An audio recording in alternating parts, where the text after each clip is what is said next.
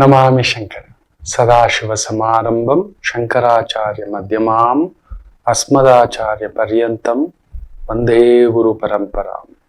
ಶ್ರುತಿ ಸ್ಮೃತಿ ಪುರಾಣಾನಾಂ ಆಲಯಂ ಕರುಣಾಲಯಂ ನಮಾಮಿ ಭಗವತ್ಪಾದಂ ಶಂಕರಂ ಲೋಕಶಂಕರಂ. ನಾಡಿನ ಸಮಸ್ತ ವೀಕ್ಷಕ ಬಂಧುಗಳ ಪಾದಾರವಿಂದಗಳಿಗೆ ನನ್ನ ಶಿರಸಾಷ್ಟಾಂಗ ನಮಸ್ಕಾರಗಳು. ಎಲ್ಲರಿಗೂ ಶುಭೋದಯ. ಮಾತೃದೇವೋ ಭವ. ಬನ್ನಿ ಇವತ್ತಿನ ಪಂಚಾಂಗ ಫಲ ನೋಡೋಣ. 17ನೇ ತಾರೀಕು ಫೆಬ್ರವರಿ 2024 ಶನಿವಾರ, ಶೋಭಕೃತ್ ನಾಮ ಸಂವತ್ಸರೆ, ಉತ್ತರಾಯಣೆ, ಶಿಶಿರ ಋತು, ಮಾಘ ಮಾಸೆ, ಶುಕ್ಲ ಪಕ್ಷದ ಅಷ್ಟಮಿ ತಿಥಿ, ಕೃತಿಕಾ ನಕ್ಷತ್ರ, ಐಂದ್ರ ಯೋಗ, ಬಾಲವಕರಣ. ಇವತ್ತಿನ ಪಂಚಾಂಗ ಫಲ ವಿಶೇಷವಾಗಿ ಭೀಷ್ಮಾಷ್ಟಮಿ ಕೂಡ. ಬದುಕಿದರೆ ಭೀಷ್ಮರಂತೆ ಬದುಕಿ ಸಾಯಬೇಕಂತೆ, ಸತ್ತರೆ ಅಭಿಮನ್ಯುವಿನಂತೆ ಸಾಯಬೇಕಂತೆ ಅನ್ನೋ ಒಂದು ಮಾತು ನಮ್ಮ ಸನಾತನ ಧರ್ಮ. ಯಾವ ಧರ್ಮದಲ್ಲೂ ಇಲ್ಲದಂತ ಮಾತುಗಳು ನಮ್ಮ ಸನಾತನ ಧರ್ಮ ನಮಗೆ ತಿಳಿಸ್ಕೊಟ್ಟಿದೆ. ಎಲ್ಲೂ ಇಲ್ಲದ್ದು ನೀವು ಎಲ್ಲಾದ್ರೂ ನೋಡಿ. ನಮ್ಮ ಒಂದು ಸನಾತನ ಧರ್ಮದಲ್ಲಿ ಮಾತ್ರ ಈ ತರದ್ದು ಎಷ್ಟೋ ವಿಚಾರಗಳು ನಮಗೆ ಮಾರ್ಗದರ್ಶನ, ದಾರಿ. ಯಾವ ಧರ್ಮದಲ್ಲೂ ಈ ತರದ್ದು ಇಷ್ಟು ದೊಡ್ಡ ಗುರುಗಳು, ಮಹರ್ಷಿ ಪರಂಪರೆ, ದೇವ ಪರಂಪರೆ, ಋಷಿ ಪರಂಪರೆ ಇಲ್ಲವೇ ಇಲ್ಲ. ನಮ್ಮ ನಾಡು, ನಮ್ಮ ಜಲ, ನಮ್ಮ ಭೂಮಿ ಅದೊಂದು ಅತ್ಯದ್ಭುತ. ಬದುಕಿದರೆ ಭೀಷ್ಮರಂತೆ ಬದುಕಿ ಸಾಯಬೇಕು. ಇಚ್ಛಾಮರಣಿ. ಆ ಜನ್ಮ ಪರ್ಯಂತ ಬ್ರಹ್ಮಚಾರಿಯಾಗಿದ್ದಂತ ವ್ಯಕ್ತಿ ಕೊಟ್ಟ ಮಾತಿಗೆ, ಹೇಳಿದ ಮಾತಿಗೆ ಭೀಷ್ಮರು ನಿಂತಂತ ಒಂದು ಬದುಕಿದೆಯಲ್ಲ, ಅದೊಂದು ಅದ್ಭುತ. ಎಲ್ಲೂ ಒಂದು ರೀತಿ ಕದಲದೆ ದೊಡ್ಡ ಒಂದು ಗೋಡೆಯ ಹಾಗೆ ನಿಂತ್ಕೋಬಿಟ್ಟಿದ್ರು. ಗೊತ್ತಿತ್ತು ಇಲ್ಲೊಂದು ತಪ್ಪುಗಳು ನಡೀತಿದೆ, ಗೊತ್ತಿತ್ತು ಇಲ್ಲಿ ಸರಿಯಾಗಿ ಏನೋ ನಡೀತಿಲ್ಲ. ಆದರೂ ಅವರಷ್ಟು ಮೌನ ಇನ್ಯಾರೂ ಇರಲಿಲ್ಲ. ಅವರಿಂದ ಕಲಿಯಬೇಕಾದದ್ದು ತುಂಬಾ ಇದೆ. ಇವತ್ತು ನೋಡಿ, ಕಲಿಯುಗದಲ್ಲಿ ಎಲ್ಲೆಲ್ಲೂ ಅಧರ್ಮ ತಾಂಡವ, ಎಲ್ಲೆಲ್ಲೂ ಅಲ್ಲ ಎಲ್ಲಾ ಕಡೆ. ಮುಖ್ಯವಾಗಿ ದೊರೆಯಲ್ಲೇ ಧರ್ಮವಿಲ್ಲ. ಇನ್ನು ನಮಗೆಲ್ಲಿ ಬರುತ್ತೆ? ದೊರೆಯಲ್ಲೇ ನ್ಯಾಯ ಇಲ್ಲ. ಸಮಾನ ನ್ಯಾಯ ಅಂತೇವೆ. ದೊರೆಯಲ್ಲಿದೆಯಾ, ದೊರೆ ಮಟ್ಟದ ವ್ಯಕ್ತಿಗಳಿಗಿದೆಯಾ, ಇವ್ರಿಗೊಂದು ನ್ಯಾಯ, ಇವ್ರಿಗೊಂದು ನ್ಯಾಯ. ಮನೆ ಯಾರೋ ನೋಡಿ, ಹಸುಗಳು ರಸ್ತೆಲಿ ಬಿಟ್ಬಿಡ್ತಿದ್ಲಂತೆ ಆ ತಾಯಿ. ಇರ್ಲಿಕ್ ವ್ಯವಸ್ಥೆ ಇದ್ರೆ, ದೊಡ್ಡದಾದಂತ ಜಾಗ ಇದ್ರೆ ಅಲ್ಲಿ ಹಸುಗಳನ್ನ ಕಟ್ಟಿ ಅದಕ್ಕೊಂದು ವ್ಯವಸ್ಥೆ.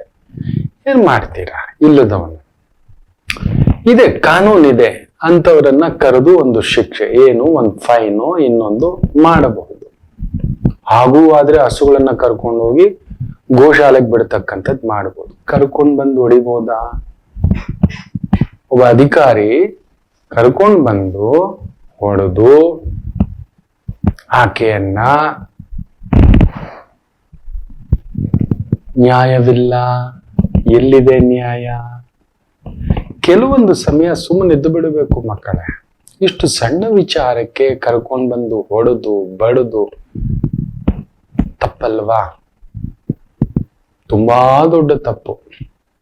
ತುಂಬಾ ತಿಳಿದವ, ಓದಿದವ ಅಂಥದ್ದೊಂದು ಸ್ಥಾನಕ್ಕೆ ಬಂದಾಗ ತಾನು ಹೇಗಿರ್ಬೇಕು, ಹೆಂಗಿರ್ಬೇಕು ಅನ್ನೋದನ್ನ ಆಲೋಚನೆ ಮಾಡಿ ಹೆಜ್ಜೆ ಇಡ್ಬೇಕು. ಕೆಲವೊಂದು ಸಮಯ ಮೌನವಾಗಿರಬೇಕಾಗುತ್ತದೆ ಭೀಷ್ಮರಂತೆ. ಹೌದು, ಅಲ್ಲಿ ತಪ್ಪು ನಡೀತಿದೆ. ಪ್ರತಿಯೊಂದು ತಪ್ಪನ್ನು ಕೆದಕ್ತಾ ಅದನ್ನು ಸರಿಪಡಿಸ್ತೀನಿ ಅನ್ಲಿಕ್ಕೆ ಆಗೋದಿಲ್ಲ. ಅದು ಆಗೋದಿಲ್ಲ. ಮೌನವಾಗಿ ಇರ್ಬೇಕಾಗುತ್ತೆ. ಕರೆದು ಒಂದು ಫೈನು ತಗೊಳಮ್ಮ, ಒಂದು 5,000 ಫೈನ್ ಇದೆ.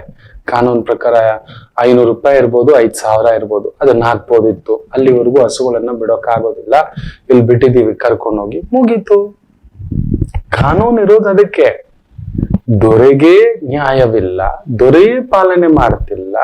ಒಬ್ಬೊಬ್ರಿಗೊಂದು ಜಾತಿ ಹೆಸರಲ್ಲಿ, ಧರ್ಮದ ಹೆಸರಿನಲ್ಲಿ ಮೌನವಾಗಿದ್ದು ಬಿಡಬೇಕು. ಅಲ್ಲಿ ಅನ್ಯಾಯವಾಗುತ್ತಿದ್ದರೂ ಕೆಲವೊಂದು ಸಮಯ ಸುಮ್ಮನೆ ಇರಬೇಕು. ಆಗ್ಲಿ, ಯಾವಾಗ ಅಧರ್ಮ ಹೆಚ್ಚಾಗಿ ದಗ ದಗ ದಗ ದಗ ದಗ ಉರಿಯುವಾಗ ಧರ್ಮ ದೇವತೆ ಸುಮ್ಮನಿರುತ್ತೆ ಅಂತ ಹೇಳ್ತಿರ್ತೇವೆ. ಗೊತ್ತು ಇವತ್ತೆಲ್ಲ ನಾಳೆ ಈ ಒಂದು ಅಧರ್ಮವನ್ನ ತೊಳೆದು ಹಾಕಲು ಯಾವುದೋ ರೂಪದಲ್ಲಿ ಪ್ರಣವ ಶಕ್ತಿ ಬರುತ್ತೆ ಅಂತ ಭೀಷ್ಮಾಚಾರ್ಯರಿಗೆ ಗೊತ್ತಿತ್ತು. ಅಪರೂಪ, ನೆನಪಿಟ್ಕೊಳ್ಳಿ.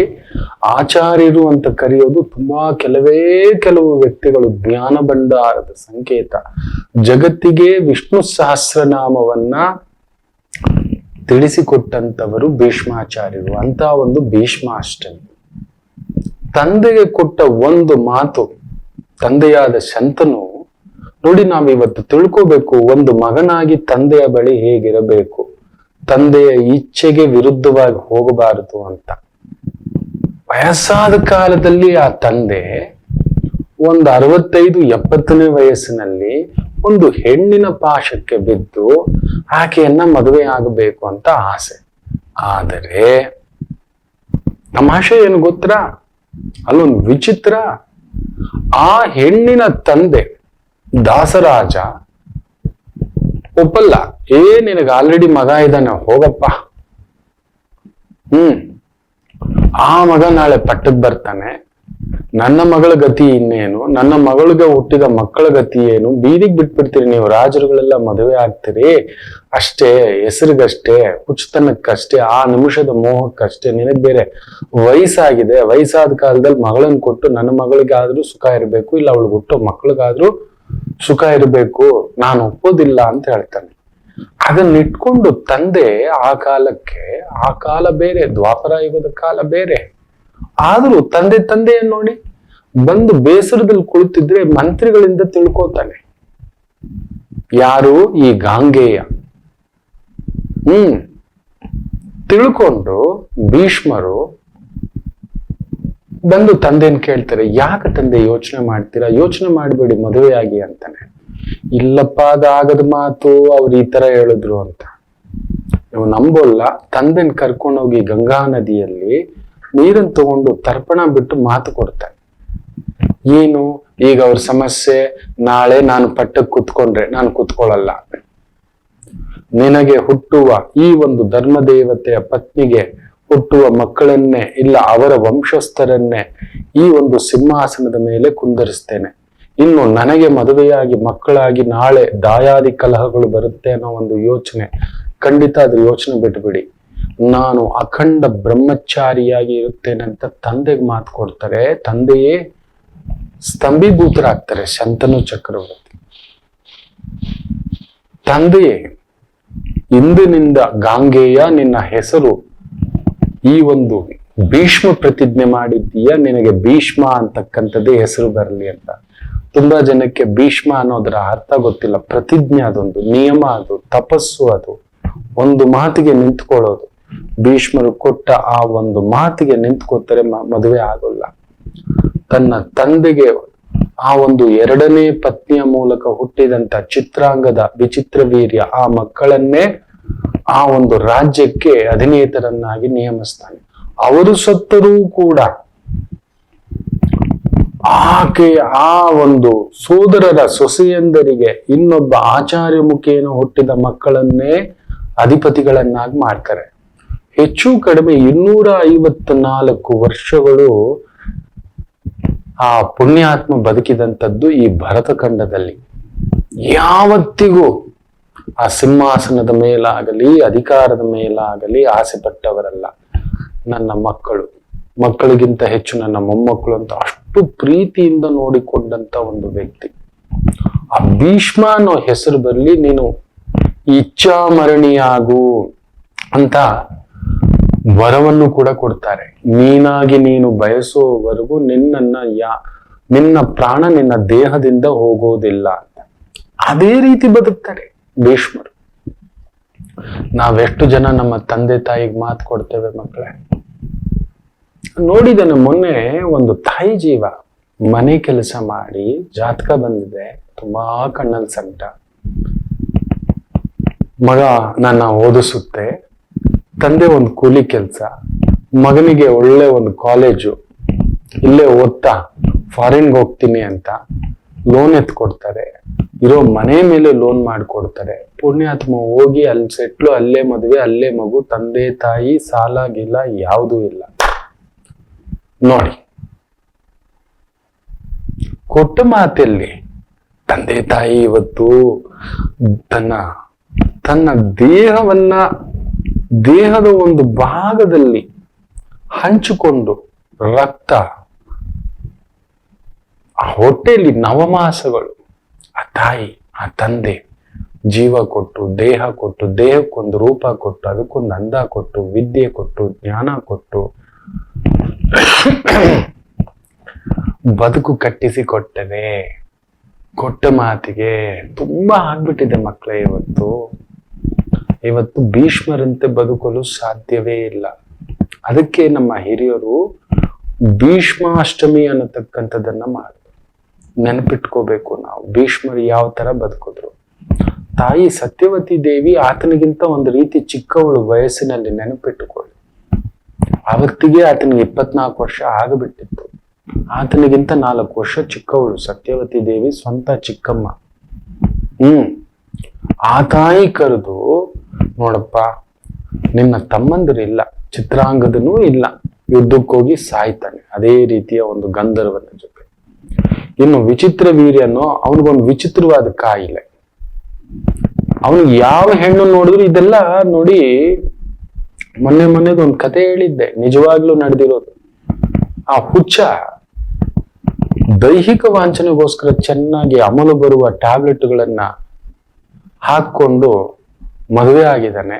ಮೊದಲನೇ ರಾತ್ರಿಗೆ ಕಾಮೋತ್ತೇಜಕ ಮಾತ್ರೆಗಳನ್ನ ತಗೊಂಡು ಆ ಹೆಣ್ಣು ಸತ್ತೋಗ್ಬಿಟ್ಟಿದ್ದಾಳೆ. ಅಷ್ಟು ಕಾಮದ ಮತ್ತ ಅಮಲ. ಅದಕ್ಕೆ ಗೊತ್ತಿತ್ತು ನಮ್ಮ ಮಹರ್ಷಿ ಪರಂಪರೆ, ಉದ್ಯೋಗಂ ಪುರುಷ ಲಕ್ಷಣಂ. ಬರೀ ಆ ಕಾಮ. ಯಾಕೆಂದ್ರೆ ಯಾವುದೇ ಪಶು ಪಕ್ಷಿ ಪ್ರಾಣಿ ಹಾಗೂ ಮರ ಗಿಡ ಎಲ್ಲದಕ್ಕೂ ಬೆದೆಗೆ ಬರೋದು ಒಂದು ಸೀಸನ್ಗಷ್ಟೇ. ಮಾವಿನ ಹಣ್ಣು ವರ್ಷ ಪೂರ್ತಿ ಬಿಡೋಲ್ಲ. ಈಗೀಗ ಕಲ್ಚರ್ಡ್ ಮಾಡಿ ಬಿಡ್ತಿರ್ಬೇಕೆ. ಆದ್ರೆ ಶುದ್ಧ ತಳಿಯಾಗಿರ್ತಕ್ಕಂಥ ಮಾವಿನ ಮರದಲ್ಲಿ ಚೈತ್ರ ಮಾಸದಲ್ಲೇ ಹಣ್ಣು ಬಿಡೋದು. ಒಂದು ಸೀಸನ್ ಅದು. ಪ್ರತಿಯೊಂದು, ನೀವು ಒಂದು ನಾಯಿನ್ ನೋಡಿ, ಕೆಲವು ಸೀಸನ್ ಬಂದಾಗ ಅದು ಮೇಟಿಂಗ್ ಮಾಡ್ತಿರುತ್ತೆ. ನಿತ್ಯ ಮೇಟಿಂಗ್ ಮಾಡೋಲ್ಲ, ಅದು ನಿತ್ಯ ಸೇರಲ್ಲ, ಬರೋಲ್ಲ ಅದಕ್ಕೆ. ಆಮೇಲೆ ಹೆಣ್ಣು ನಾಯಿ ಒಂಥರ ದ್ರವ ಸುರಿಸುತ್ತೆ. ಆ ಅಮಲು ಗಂಡು ನಾಯಿಗೆ ಹತ್ತುತ್ತೆ. ಅದಕ್ಕೆ 16 ನಾಯಿಗಳು ಹೆಣ್ಣು ನಾಯಿ ಹಿಂದ್ಗಡೆ ಸುತ್ತುತ್ತಿರ್ತವ. ನಶೆಗೆ ತಡೆಯೋಕ್ಕಾಗಲ್ಲ, ಬೇಕು ಅನ್ಸುತ್ತೆ. ಈ ರೀತಿ ಪ್ರತಿಯೊಂದು ಪಶು ಪಕ್ಷಿ ಪ್ರಾಣಿ ಮರ ಗಿಡಕ್ಕೆ ಸೀಸನ್ ಬಂದಾಗ ಹೂವು ಹಣ್ಣು ಇಷ್ಟು ದಿನ ಅಂತಿರುತ್ತೆ. ಇಂಥ ದಿನ ಇಂಥ ವಾರ ಅನ್ನೋದು ಒಂದಿರುತ್ತೆ. ನದಿಗಳು ಕೂಡ ಮಳೆಗಾಲ ಬಂದಾಗಲೇ ಜೋರಾಗಿ ಉಕ್ಕಿ ಹರಿಯೋದು. ಬೇಸಿಗೆಗಾಲದಲ್ಲಿ ಉಕ್ಕಿ ಹರಿಯೋಲ್ಲ. ಚಳಿಗಾಲದಲ್ಲಿ ಸ್ವಲ್ಪ ತಟಸ್ಥ ಆಗಿರ್ತವೆ. ಆದ್ರೆ ಮನುಷ್ಯನಿಗೆ ಮಾತ್ರ ಒಂದು ಶಾಪವಿದೆ. ಅದೇನು ಗೊತ್ತಾ? ಅವನು ನಿತ್ಯಕಾಮಿ. ಯಾವಾಗ ಹುಚ್ಚ ಅಮಲೇರುತ್ತೋ ಗೊತ್ತಿಲ್ಲ. ಕ್ಷಣ ಮಾತ್ರದಲ್ಲಿ ಉದ್ರೇಕ ಉನ್ಮತ್ತ ಸ್ಥಿತಿ. ನೋಡಿ, ಮೊನ್ನೆ 2 ವರ್ಷದ ಮಗುವಿನ ಮೇಲೂ ಕೂಡ ಅತ್ಯಾಚಾರ ಮಾಡಿದ್ದಾನೆ ಅಂದ್ರೆ ಅವನು ಯಾವ ಮಟ್ಟದ ಒಂದು ವಿಕೃತ ಕಾಮಿಯಾಗಿ ಬಿಟ್ಟಿದ್ದಾನೆ. ಗಂಡಸರು ಹೆಂಗಸರು ಇದು ನಮ್ಮ ಸನಾತನ ಧರ್ಮದಲ್ಲಿ ಇಲ್ಲ, ಇಲ್ಲವೇ ಇಲ್ಲ. ಯವನರು ಅಂತ ಹೇಳ್ತಾರೆ ಆಗಿನ ಕಾಲದಲ್ಲಿ. ಅದ್ಯಾವುದು ಪರಕೀಯರು, ಪರಸ್ಥಳದವರು, ಪರ ಊರಿನವರು, ಪರದೇಶದವರು ಇದ್ದಂತ ವಿಚಿತ್ರವಾದ ಕೋರಿಕೆಗಳು ಅಭ್ಯಾಸಗಳು ನಮ್ಮ ನಾಡಿಗೆ ಬಂದು ಬಿಟ್ಟಿದ್ದಾವೆ. ಅದು ಇನ್ನಷ್ಟು ಉನ್ಮತ್ತರನ್ನಾಗಿ ಮಾಡಿ ಒಂದು ಎಳೆ ಮಗು, ವಯಸ್ಸಾದ ಅಜ್ಜಿ, ಇನ್ನೊಂದು ಕೂಡ ಗೊತ್ತಾಗ್ತಿಲ್ಲ. ಆ ಮಟ್ಟಕ್ಕೆ ಒಂದು ಉನ್ಮತ್ತ ಸ್ಥಾಯಿ. ಮನುಷ್ಯನಿಗೆ 24 ಗಂಟೆ ಕಾಮಾಂಧನೆ, ನನ್ನನ್ನು ಸೇರಿಸಿ. ಅದಕ್ಕೆ ನಮಗೊಂದು ಜವಾಬ್ದಾರಿಗಳಿಟ್ರು. ಒಂದು ಕುಟುಂಬ, ಒಂದು ಬದುಕು, ಒಂದು ಪ್ರೀತಿ, ಒಂದು ಸಂಸಾರ, ಒಂದು ಮನೆ, ಒಂದು ಹೆಂಡತಿ, ಒಂದು ಗಂಡ, ಅದ್ರ ಕಡೆಯೇ ಇರಬೇಕು. ಶುದ್ಧ ಗೃಹಸ್ಥ ಧರ್ಮ, ಅದಕ್ಕಿಂತ ದೊಡ್ಡ ಧರ್ಮವಿಲ್ಲ ಅಂತ ಶ್ರೀಕೃಷ್ಣರೇ ಹೇಳಿದ್ದಾರೆ. ಈ 4 ಆಶ್ರಮಗಳಲ್ಲಿ ಬ್ರಹ್ಮಚಾರಿ, ಗೃಹಸ್ಥ, ವಾನಪ್ರಸ್ಥ, ಸನ್ಯಾಸಿ, ಈ 4 ಆಶ್ರಮಗಳಲ್ಲಿ ಯಾವುದು ಶ್ರೇಷ್ಠ ಅಂದ್ರೆ ಗೃಹಸ್ಥ ಆಶ್ರಮವೇ ಅತ್ಯಂತ ಶ್ರೇಷ್ಠ, ನನಗೆ ತುಂಬಾ ಇಷ್ಟವಾದದ್ದು ಅಂತ ಕೃಷ್ಣರು ಹೇಳ್ತಾರೆ. ಏಕೆಂದ್ರೆ ಬ್ರಹ್ಮಚಾರಿಗೂ ಕೂಡ ದಾನ ಮಾಡುವುದು, ವಾನಪ್ರಸ್ಥದಲ್ಲಿರತಕ್ಕಂಥವರಿಗೂ ಕೂಡ ಸೇವೆ ಮಾಡುವುದು, ಸನ್ಯಾಸಿಗಳ ಪೂಜೆ ಮಾಡುವುದು ಗೃಹಸ್ಥನೊಬ್ಬನಿಂದಲೇ ಸಾಧ್ಯ. ಈ 3 ಕೂಡ ಪೋಷಿಸಬಲ್ಲ, ಕಾಪಾಡಬಲ್ಲ, ತನ್ನನ್ನು ತನ್ನ ಕುಟುಂಬದವರನ್ನು ಕಾಪಾಡಿಕೊಳ್ಳಬಲ್ಲ ಅನ್ನತಕ್ಕಂಥ ನಿಯಮ. ಆದ್ರೆ ಇವತ್ತೇನಾಗ್ಬಿಟ್ಟಿದೆ, ಒಂದು ದೊಡ್ಡ ಪ್ರೊಫೆಸರ್ ಬರ್ತಾರೆ ಮೊನ್ನೆ, ಸಮಥಿಂಗ್ VC ಮಟ್ಟದ ಒಂದು ಅಧಿಕಾರಿ, ತುಂಬಾ ದೊಡ್ಡದಾದಂತ. ಆ ತಾಯಿ ಜೀವ ಬರುತ್ತೆ, ಅಲ್ಲೆಲ್ಲೋ ಉತ್ತರ ಭಾರತದಿಂದ ಬರುತ್ತೆ. ನೋಡ್ತೇನೆ, ಆಪ್ತು ಠೀಕ್ ಹೈ, ನೀವೇನೋ ದೊಡ್ಡ ಗುರುವಮ್ಮ, ಆದ್ರೆ ನಿಮ್ಮ ಮನೆಯಲ್ಲಿ ಗುರುವಲ್ಲ, ಶಿಷ್ಯನಿಗಿಂತಲೂ ಚಾಂಡಾಳ ಶಿಷ್ಯ ನಿನ್ನ ಗಂಡನೇ ಇರ್ತಾನೆ. गुरुजी मत बोलो, इतना दुख है, मेरा स्टूडेंट्स, मेरा टीचर्स लेक्चरर्स मेरे को पूछने के लिए, डाउट्स पूछने के लिए घर को आए तो एक टीचर लेक्चरर को भी नहीं छोड़ता है, पता नहीं कैसे पटाता है. ನನಗೆ ಸಾಕಾಗ್ಬಿಟ್ಟಿದೆ ಅಂತ. ನಿನ್ನ ಮಕ್ಕಳ ಜಾತಕ ಒಂದ್ಸಲಿ ನೋಡ್ಬೇಕು ಕೊಡಮ್ಮ ಅಂತ ಮಗನ ಜಾತಕ ನೋಡಿದೆ. ಮಗನಿಗೆ ಆಲ್ರೆಡಿ 21 ವರ್ಷ.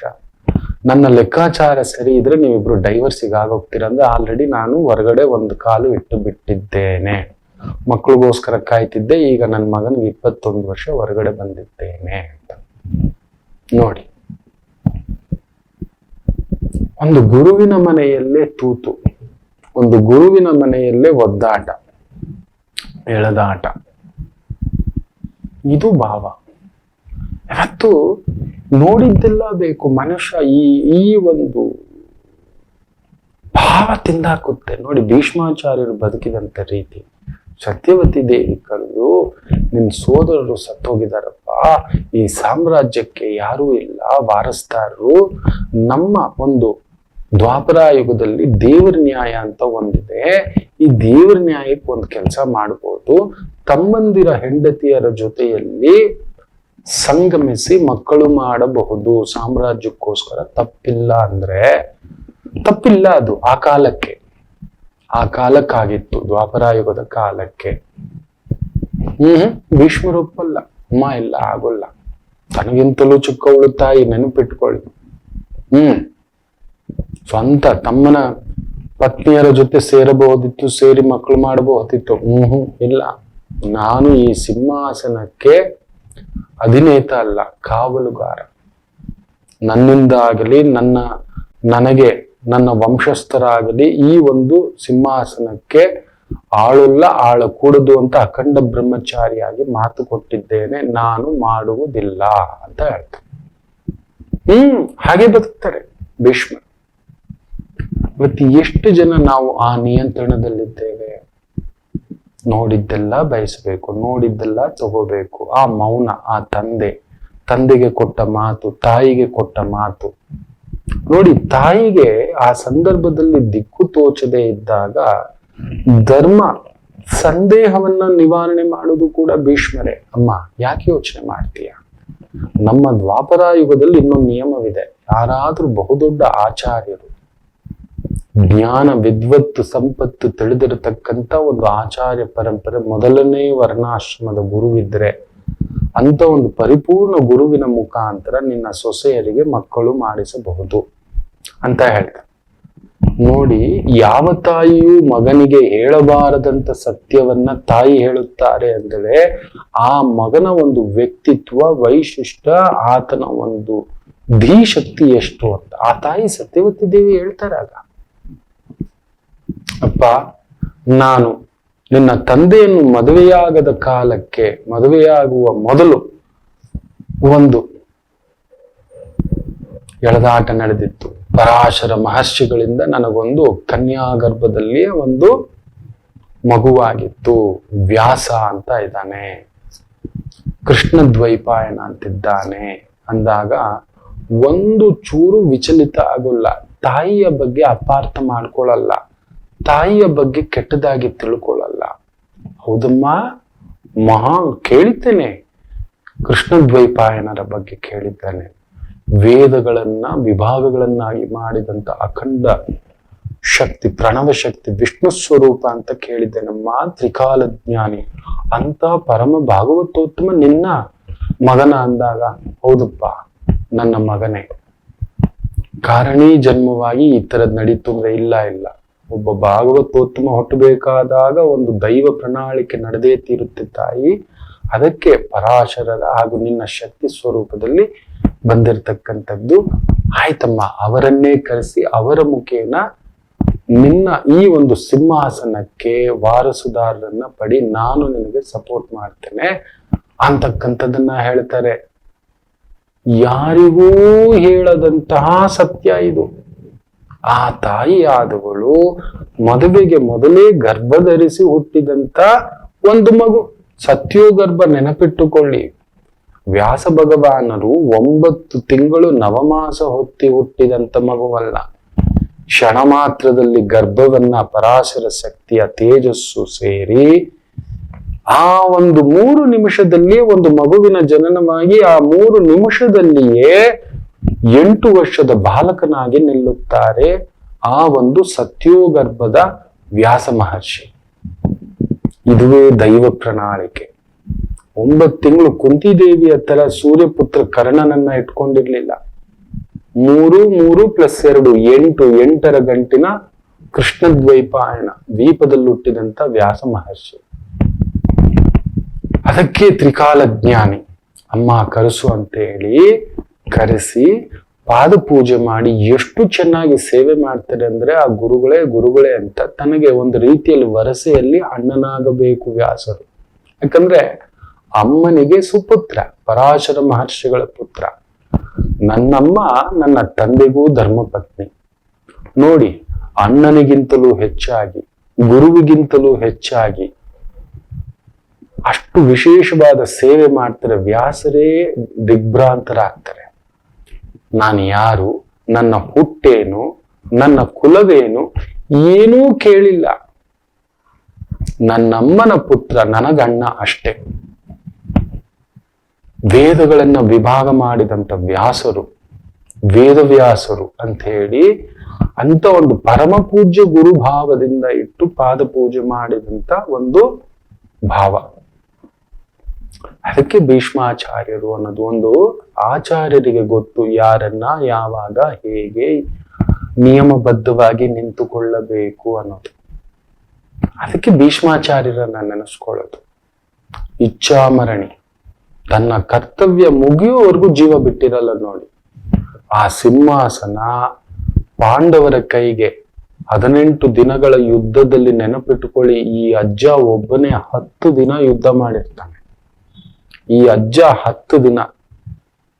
ಈ ಮುದುಕರದು ಜಾಸ್ತಿ ಆಗ್ಬಿಟ್ಟಿದೆ. ಈ ಮುದುಕ ಬದುಕಿರೋವರೆಗೂ, ಈ ಮುದುಕ ಯುದ್ಧರಂಗದಲ್ಲಿ ಇರೋವರೆಗೂ ನಾನು ಯುದ್ಧರಂಗಕ್ಕೆ ಬರೋದಿಲ್ಲ ಅಂತ ಕರ್ಣ ಘೋರಾತಿಘೋರ ಒಂದು ಮಾತನ್ನ ಆಡಿ ಶಪಥ ಮಾಡಿ ಹೊರಗಡೆ ಹೋಗ್ಬಿಡ್ತಾನೆ. ಅವತ್ತೇನಾದರೂ ಆತ ಅಜ್ಜ ನಾನು ನಿನ್ನ ಜೊತೆ ನಿಲ್ಲುತ್ತೇನೆಂತೇನಾದರೂ ನಿಂತಿದ್ದರೆ 10 ದಿನದಲ್ಲಿ ಯುದ್ಧ ಮುಗಿದು ಹೋಗ್ತಿತ್ತು. ಕರ್ಣ ನೆನ್ಪಿಟ್ಕೊಳ್ಳಿ.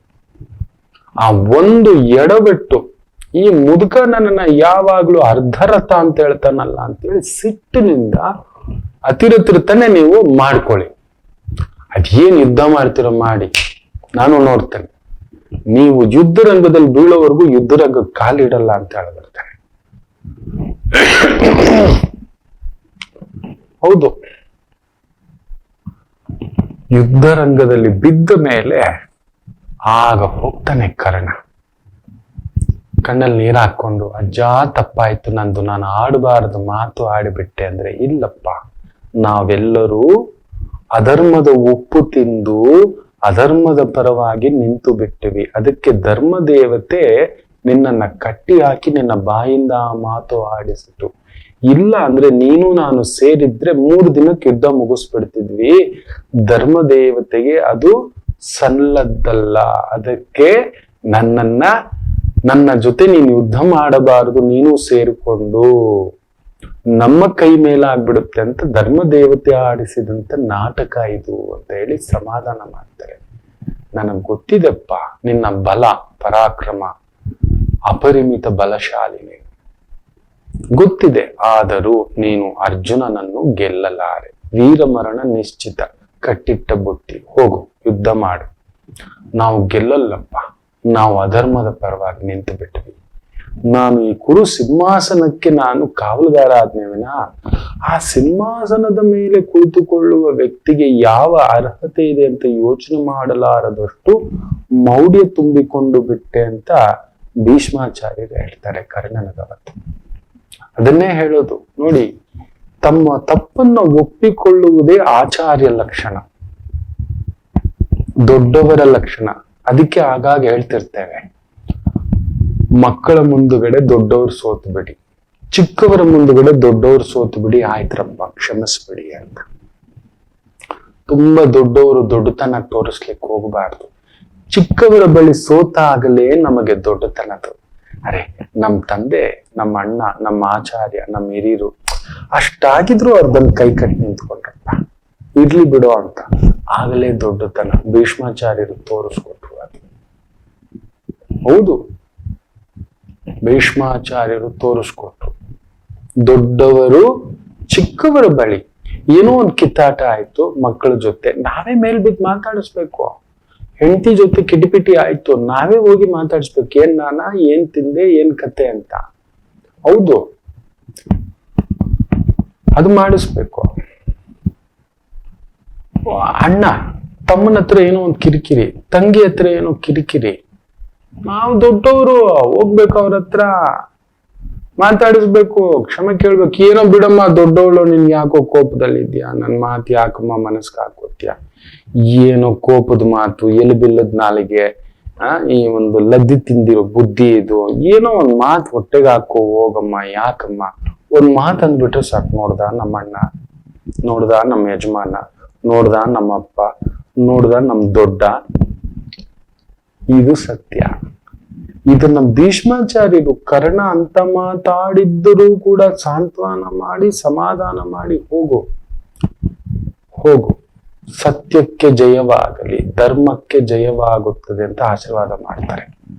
ಅವ್ರಿಗೆ ಗೊತ್ತು ಕರ್ಣನ ಜನ್ಮ ರಹಸ್ಯ ಅಪರೂಪವಾಗಿ ತುಂಬಾ ಕೆಲವೇ ಕೆಲವರು. ಒಂದು ಸೂರ್ಯ ಭಗವಂತ, ಎರಡನೇದು ಕುಂತಿದೇವಿ, ಮೂರನೇದು ವ್ಯಾಸರಿಗೆ ತ್ರಿಕಾಲ ಜ್ಞಾನಿ, ನಾಲ್ಕನೇದು ಭೀಷ್ಮರಿಗೂ ತಿಳಿದಿತ್ತು, ನೆನಪಿಟ್ಟುಕೊಳ್ಳಿ. ಇನ್ಯಾರಿಗೂ ತಿಳಿದಿರ್ಲಿಲ್ಲ, ಇನ್ಯಾರಿಗೂ ತಿಳಿದಿರ್ಲಿಲ್ಲ. ನನಗ್ ಗೊತ್ತು ನೀನು ಕುಂತಿ ಪುತ್ರ ಅಂತ ಹೇಳ್ತಾರೆ. ನನಗ್ ಗೊತ್ತಪ್ಪ, ಇಷ್ಟು ಗೊತ್ತಿದ್ರು, ಎಲ್ಲಾ ತಿಳಿದಿದ್ರು, ನೀನು ಇನ್ನೂ ದುರ್ಯೋಧನ ಪರವಾಗಿ ನಿಂತಿದ್ದೀಯ ಅಂದ್ರೆ ನಿನ್ನ ಧರ್ಮ ಪ್ರಜ್ಞೆ ದೊಡ್ಡದು. ಆದರೆ ಎಲ್ಲಿ ನಿಲ್ಲಬೇಕಾಗಿತ್ತು ಅಲ್ಲಿ ನಿಲ್ಲಲಿಕ್ಕೆ ನೀನು ಹೋಗಲ್ಲ, ನನಗದು ಗೊತ್ತು.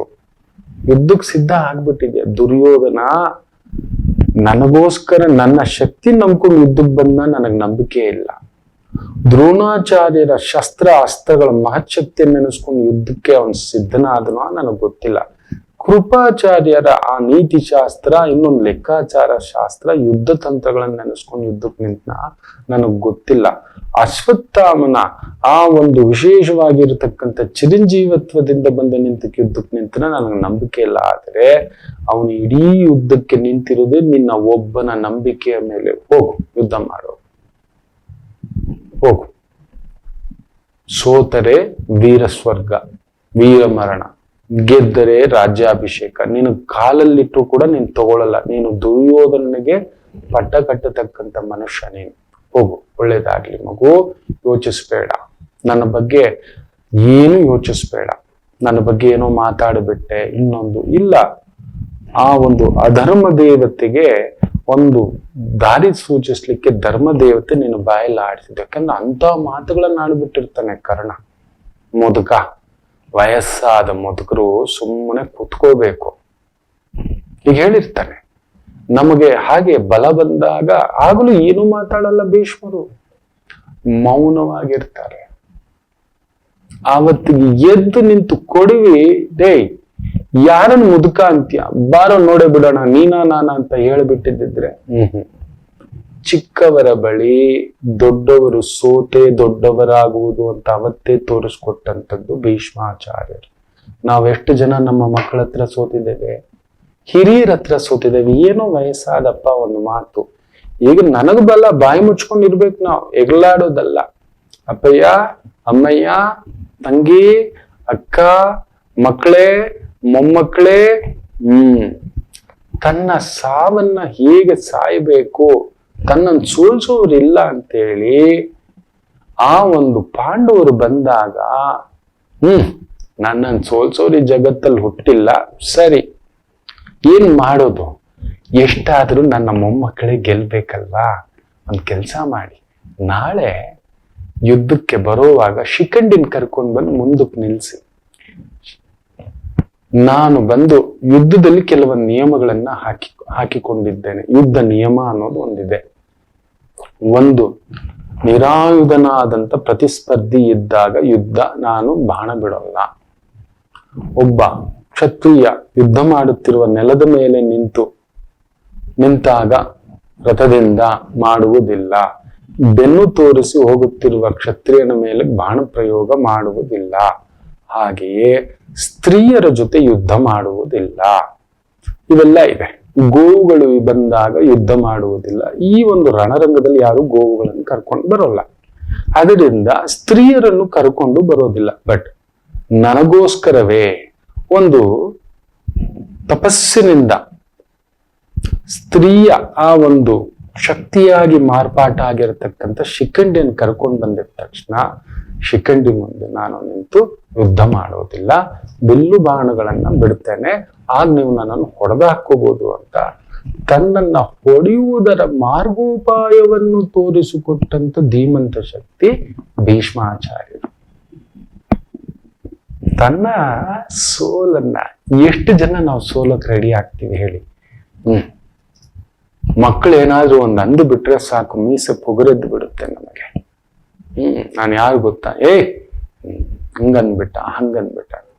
ಮಕ್ಕಳಿಗೋಸ್ಕರ ಸೋಲುವುದನ್ನ ತೋರಿಸಿಕೊಟ್ಟಂತ ಮೊಟ್ಟ ಮೊದಲ ಕ್ಷಾತ್ರಿಯ ಗಾಂಗೇಯ ನನ್ನ ಭೀಷ್ಮಾಚಾರ್ಯರು.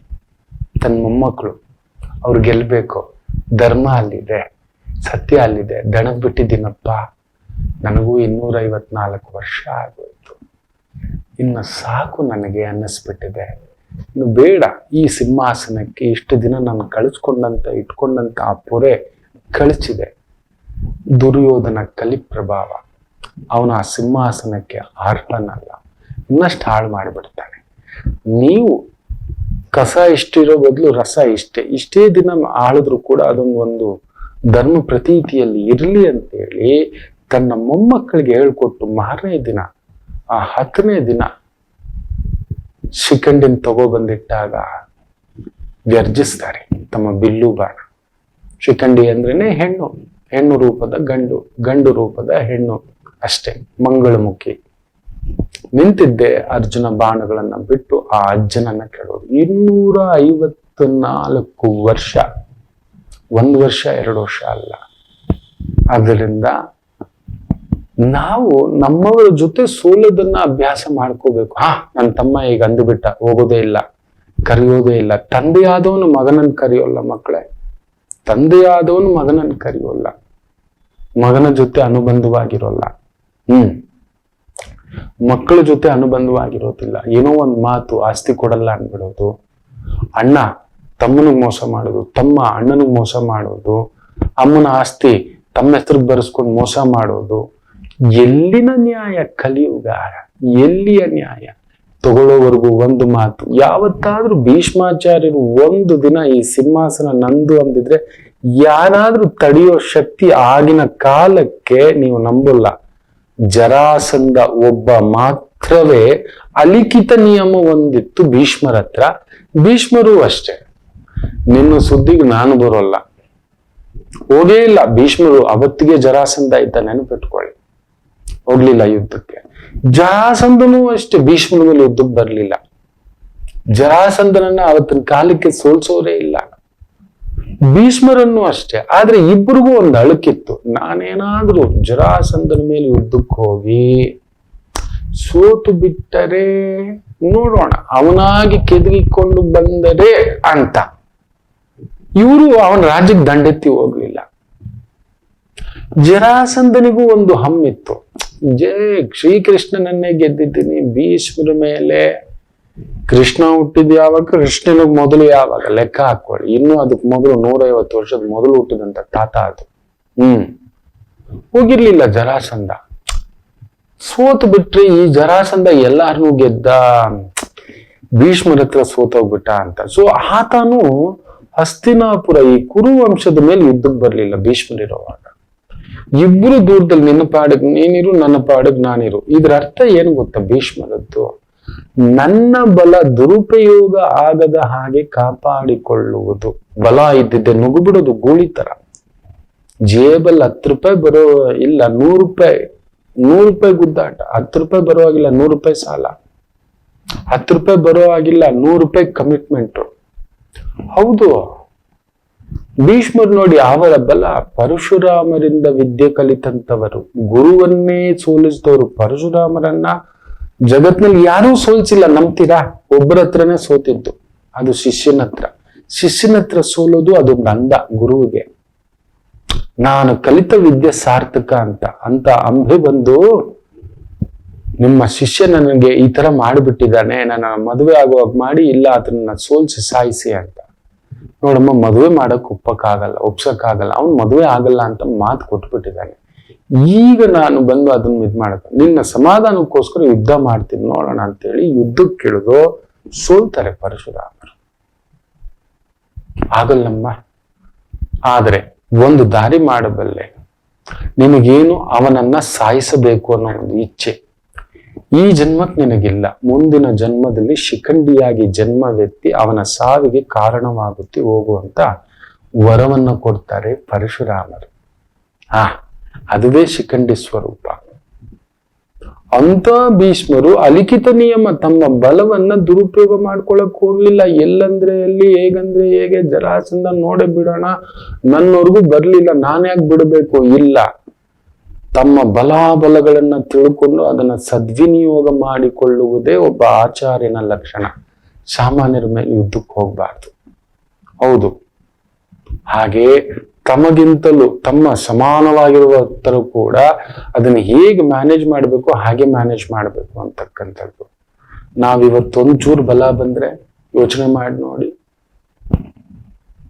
ಅದರಿಂದ ದಯಮಾಡಿ ಹೇಳ್ತಾನೆ, ಭೀಷ್ಮಾಚಾರ್ಯರ ಅವರ ಜನ್ಮ ಚರಿತ್ರೆಯನ್ನ ಒಮ್ಮೆ ಓದಿ. ತಂದೆಗೆ ಹೇಗಿದ್ರು, ತಾಯಿಗೆ ಹೇಗಿದ್ರು, ಗುರು ಹತ್ರ ಹೇಗಿದ್ರು, ತಮ್ಮ ಸಮನಾಗಿದ್ದಂತ ದ್ರೋಣರ ಹತ್ರ ಹೇಗಿದ್ರು, ಆಚಾರ್ಯರ ಹತ್ರ ಹೇಗಿದ್ರು, ವಿದುರರ ಹತ್ರ ಹೇಗಿದ್ರು, ಕುಂತಿದೇವಿ ಹತ್ರ ಹೇಗಿದ್ರು, ಆ ಸಿಂಹಾಸನಿಗೆ ಹೇಗೆ ಕಟ್ಟುಪಾಡು ಬಿದ್ದುಕೊಂಡು ಇದ್ರು. ಇವತ್ತೊಂಚೂರು ಅಧಿಕಾರ ಬಂದ್ರೆ ನಾವ್ ಏನೇನ್ ಮಾಡ್ತೇವೆ ಅನ್ನತಕ್ಕಂಥದ್ದು ಅದೊಂಚೂರು ನೆನೆಸ್ಕೊಂಡ್ರೆ ಸಾಕು ಮಕ್ಕಳೇ. ಭೀಷ್ಮರ ಗುಣಗಳಲ್ಲಿ ಒಂದು ಗುಣವನ್ನಾದ್ರೂ ನಾವು ಒಂದು ಜೀವನದಲ್ಲಿ ಅನುಬಂಧವಾಗಿ ತಗೊಂಡು ಹೋದ್ರೆ ಅದಕ್ಕಿಂತ ಆನಂದವಿಲ್ಲ. ತುಂಬಾ ಅದ್ಭುತವಾಗಿ ಬದುಕ್ತೇವೆ. ಆದ್ದರಿಂದ ಈ ಒಂದು ಭೀಷ್ಮಾಷ್ಟಮಿ ನಿಮ್ಮಲ್ಲೂ ಕೂಡ ಅಂಥದ್ದೊಂದು ಶಕ್ತಿಯನ್ನ ತಂದು ಕೊಡ್ಲಿ ಅಂತ ಕೇಳ್ತಾ ಒಂದು ಪುಟ್ಟ ವಿರಾಮ ತಗೊಂಡು ವಾಪಸ್ ಬರೋಣ. ಮಾತೃದೇವೋ ಭವ. ನಮಾಮಿ ಶಂಕರ. ನನ್ನ ಪ್ರೀತಿಯ ಆಧ್ಯಾತ್ಮಿಕ ಬಂಧುಗಳೇ, ಪ್ರತಿಯೊಬ್ಬರ ಜೀವನದಲ್ಲೊಂದು ಕೆಲವೊಂದು ಪ್ರಶ್ನೆಗಳಿರುತ್ತೆ, ಉತ್ತರವಿಲ್ಲದ ಪ್ರಶ್ನೆಗಳಿಲ್ಲ. ಅಂಥದ್ದೊಂದು ಸಮಸ್ಯೆ ಇದೆಯಾ? ಜ್ಯೋತಿಷ್ಯ ಮುಖೇನ ಹಾಗೂ ಆಧ್ಯಾತ್ಮಿಕ ಮುಖೇನ ನಿಮ್ಮ ಪ್ರಶ್ನೆಗಳಿಗೊಂದು ಪುಟ್ಟ ಸಮಾಧಾನ. ಈ ಕೂಡಲೇ ಕೆಳಗಿನ ಸಂಖ್ಯೆಗೆ ಕರೆ ಮಾಡಿ, ಇಲ್ಲವೇ ವಾಟ್ಸಪ್ ಮಾಡಿ, ಹಾಗೂ ನಮ್ಮ ನಮಾಮಿ ಶಂಕರ ಯೂಟ್ಯೂಬ್ ಚಾನೆಲ್ ಮುಖಾಂತರವೂ ಕೂಡ ಸರಳ ಪರಿಹಾರವನ್ನು ತಾವು ವೀಕ್ಷಿಸಿ ಹಾಗೂ ಪಡೆಯಬಹುದು. ನಮಾಮಿ ಶಂಕರ. ನಮಾಮಿ ಶಂಕರ.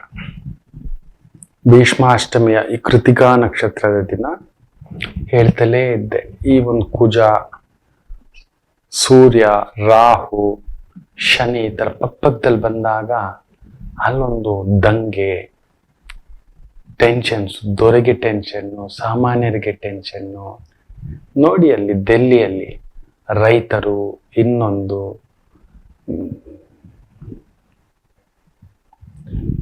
ಯಾವುದು ಸರಿ ಯಾವುದು ತಪ್ಪು ಗ್ರಹಗಳೇ ನಮ್ಮನ್ನ ತೋರಿಸ್ಕೊಡ್ತವೆ. ಯಾರು ಸರಿ ಯಾರು ತಪ್ಪು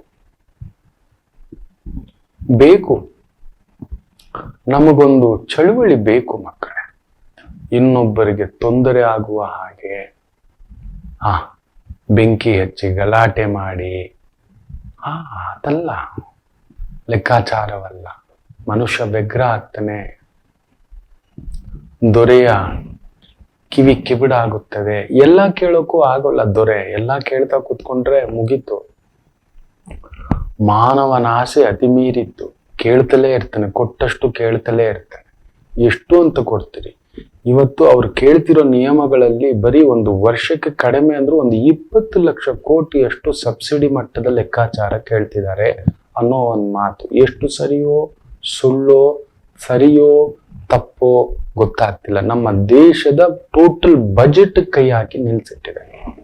ನಮ್ಮ ದೇಶದ ಟೋಟಲ್ ಬಜೆಟ್ ಸಬ್ಸಿಡಿಯನ್ನ ಅವರು ಕೇಳುತ್ತಿದ್ದಾರೆ ಅನ್ನತಕ್ಕಂಥದ್ದು. ಸರಿ, ಕುಳಿತು ಚರ್ಚೆ ಮಾಡೋಣ, ನಿಧಾನವಾಗಿ ಮಾತಾಡೋಣ, ಚಳುವಳಿ ಮಾಡೋಣ, ತಟಸ್ಥ ಆಗೋಣ. ಎಲ್ಲಾ ರೈತರು ಸೇರ್ಬಿಟ್ಟು ಬೆಳೆ ಮಾರೋದಿಲ್ಲ, ನಾವು 3 ತಿಂಗಳು 6 ತಿಂಗಳು ಅಂತ ಒಂದು ನಿರ್ಧಾರ ಮಾಡೋಣ. ನಮಗೆಷ್ಟು ಬೇಕೋ ಅಷ್ಟು ಬೇಯಿಸ್ಕೊಂಡು ಬೆಳೆಸ್ಕೊಂಡು ನಾವು ತಿಂತೀವಿ ಅಂತ ಮಾಡಿದ್ರೆ ಸರ್ಕಾರಕ್ಕೆ ಬುದ್ಧಿ ಬರುತ್ತೆ. ಆ ಕುಳಿತುಕೊಳ್ಳೋಣ. ಈ ರೀತಿ ದಂಗೆ ಎದ್ದೋಡ್ತಾರ ನುಗ್ಗದು ಎಲ್ಲರಿಗೂ ಕಷ್ಟವೇ. ನಾವು ಮಾಡಿಟ್ಟಂತ ಕಾನೂನನ್ನ ನಾವೇ ನಮ್ಮ ಕೈಗೆ ತಗೊಳ್ಳೋದ? ಅಲ್ಲಿ ಕಾನೂನು ಏನಕ್ಕಿರೋದು? ನೋಡಿ, ಮೊನ್ನೆ ಒಂದು ಸುಪ್ರೀಂ ಕೋರ್ಟ್ ಅತ್ಯದ್ಭುತಗಳ ಜಡ್ಜ್ಮೆಂಟ್ ಬರುತ್ತೆ ಅಂದ್ರೆ ಚುನಾವಣಾ ಬಾಂಡ್ ಅನ್ನೋದೇ ಅನೈತಿಕ ಅಂತ ಹೇಳಿಟ್ಟುಬಿಟ್ಟಿದೆ. ಕಪ್ಪು ಹಣವನ್ನ ತಗೊಬಂದು ಹಾಕ್ಲಿಕ್ಕೆ ಆಯಾಯ ಪಕ್ಷಗಳು ಚುನಾವಣಾ ಬಾಂಡ್ ಅಂತ ಬಿಡೋದಂತೆ, ಅದಕ್ಕೆ ಬಂದು ಯಾರು ದುಡ್ಡು ಹಾಕೋದಂತೆ, ಅದಕ್ಕೆ ಲೆಕ್ಕ ಇಲ್ಲ, ಪಕ್ಕ ಇಲ್ಲ, ಕೊಟ್ಟಿದ್ದಿಲ್ಲ, ಅದಕ್ಕೆ ಟ್ಯಾಕ್ಸು ಇಲ್ಲ, ಏನೇನೋ ಲೆಕ್ಕ ಬರ್ತಿದೆ ಎಲ್ಲ ಕಾನೂನು. ನಮ್ಮ ನ್ಯಾಯಾಂಗ ಪರಿಧಿಯಲ್ಲಿ ಅದ್ಭುತವಾದ ಬದಲಾವಣೆಗಳಾಗ್ತಿದೆ, ನೆನಪಿಟ್ಕೊಳ್ಳಿ. ಇನ್ನೂ ಬರ್ತವೆ, ಇನ್ನೂ ತುಂಬಾ ದೊಡ್ಡ ದೊಡ್ಡ ಅದ್ಭುತವಾದ ಕಾನೂನುಗಳು ಬರ್ತವೆ. ಶ್ರೀಸಾಮಾನ್ಯನನ್ನ ರಕ್ಷಿಸಲು ಕಾನೂನುಗಳು ಬರ್ತವೆ. ಕಾಯೋಣಂತೆ. ಈ ರೀತಿ ಚಳುವಳಿ ನಮ್ಮ ರೈತರೆಲ್ಲ ಸೇರ್ಕೊಂಡು ಒಂದ್ 3 ತಿಂಗಳು 6 ತಿಂಗಳು ನೀವು ನಮಗೆ ಏನು ಕೊಡ್ತಿಲ್ವಲ್ಲ, ನಮಗ್ ಆದಾಯ ಇಲ್ವಲ್ಲ, ನಮಗ್ ಪ್ರೊಟೆಕ್ಷನ್ ಇಲ್ವಲ್ಲ, ಸರಿ, ನಮಗೆಷ್ಟು ಬೇಕೋ ನಮ್ಮ ಮನೆಗೆ ಕುಟುಂಬಕ್ಕೆ 3 ತಿಂಗಳಿಗೋ 6 ತಿಂಗಳಿಗೋ ಬೆಳೆ ತೆಗೆದ್ವಿ ಇಟ್ಕೊಂಡಿದೀವಿ, ನಾವು ಮಾರಲ್ಲ, ಕೊಡಲ್ಲ, ಬೆಳೆಯಲ್ಲ. ನಿರ್ಧಾರ ಮಾಡ್ಲಿ. ರೈತರು ತಗೊಳ್ಳೋ ನಿರ್ಧಾರಕ್ಕೆ ನಮ್ಮ ಸಹಮತವಿದೆ. ಸರ್ಕಾರ ಏನು ಅವ್ರ ಅಪ್ಪನೂ ಬಗ್ತಾನೆ. ನಾವೇ ಮಾಡಿಟ್ಟ ಕಾನೂನು, ನಾವೇ ಮಾಡಿಟ್ಟಂತ ಸರ್ಕಾರದ ದೊರೆ, ಓಟು ಇಟ್ಟು ಎಲ್ಲ ನಮ್ಮದೇ. ಇದನ್ನ ರಾಜಕೀಯಗೊಳಿಸಿ ಅಲ್ಲೊಂದು ದಂಗೆ ರೀತಿ ಮಾಡಿ ಬೆಂಕಿ ಹಚ್ಚೋದು, ಕಾನೂನನ್ನ ಕೈಗತ್ಕೊಳ್ಳೋದು. ನೋಡಿ, ಈ ಗ್ರಹಗಳು ಕುಜ, ಶನಿ, ರಾಹು ಪಕ್ಕದಲ್ಲೇ ಇದ್ದಾರೆ. ಅದ್ರ ಜೊತೆ 30 ವರ್ಷಗಳ ನಂತರ ಶನಿ ಸೂರ್ಯ ಸಂಗಮ, ಗುರು ಚಾಂಡಾಳ ದೋಷ. ನಮ್ಮ ದೇಶದ ಮಾನ ಮರ್ಯಾದೆ ಹೋಗ್ಬೇಕು ಅಂದ್ರೆ ಏನೇನೋ ನಡೀತಿದೆ. ಯಾವ ವಿಚಾರ ಮಾತನಾಡಬೇಕು ಅನ್ನೋದು ಬಿಟ್ಟು ಮಾತನಾಡದ ವಿಚಾರ. ದೇವರು ಬಂದಾಯ್ತು ಅಲ್ಲ ಆಗ್ತಿದೆ. ಅದರ ಬಗ್ಗೆಯೂ ಇನ್ನೂ ಒಂದು ವಿಶ್ಲೇಷಣೆ. ಆದ್ದರಿಂದ ಈ ತರದ್ದು ಪ್ರಭಾವಗಳು ಜಾಸ್ತಿ, ಜಾಗರೂಕತೆ ಇನ್ನಷ್ಟು ಒಂದು ರೀತಿ ಅಲ್ಲೋಲ ಕಲ್ಲೋಲಗಳು ಜಾಸ್ತಿ. ಯಾಕಂದ್ರೆ ಮತ್ತೆ ಸೂರ್ಯ ರಾಹು ಜೊತೆ ಬೇರೆ ಸೇರ್ಕೋತಾನೆ ಸ್ವಲ್ಪ ದಿನದಲ್ಲಿ. ಇನ್ನು ಸ್ವಲ್ಪ ದಿನದಲ್ಲಿ ಆಮೇಲೆ ಏಪ್ರಿಲ್ ಮೇನಲ್ಲಿ ಪುಣ್ಯಾತ್ಮ ಬಂದು ಮೇಷಕ್ಕೆ ಬರ್ತಾನೆ. ತುಂಬಾ ಒಳ್ಳೇದದು. ಅಲ್ಲಿವರೆಗೂ ಕಾಯ್ಬೇಕು, ಏನೇನು ಅಸ್ತಂಗತ ಆಗುತ್ತೋ ಅನ್ನೋದು ಒಂದು ಭಯ. ಏಪ್ರಿಲ್ 15, ಏಪ್ರಿಲ್ 20ರವರೆಗೂ ತುಂಬಾ ಎಚ್ಚರಿಕೆಯಿಂದಿರಿ ಅಂತ ಹೇಳ್ತಾ, ಮೇಷರಾಶಿ ಚೆನ್ನಾಗಿದೆ, ತೊಂದರೆಗಳೇನೂ ಇಲ್ಲ.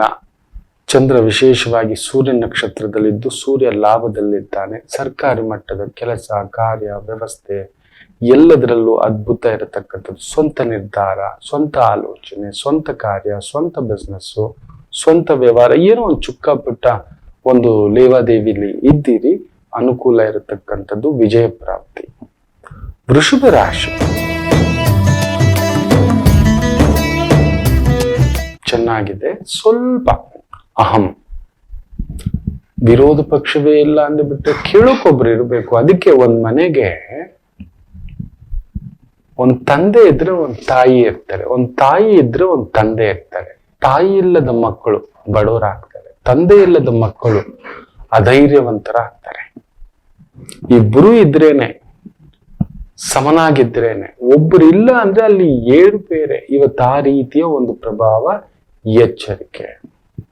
ಮಿಥುನ ರಾಶಿ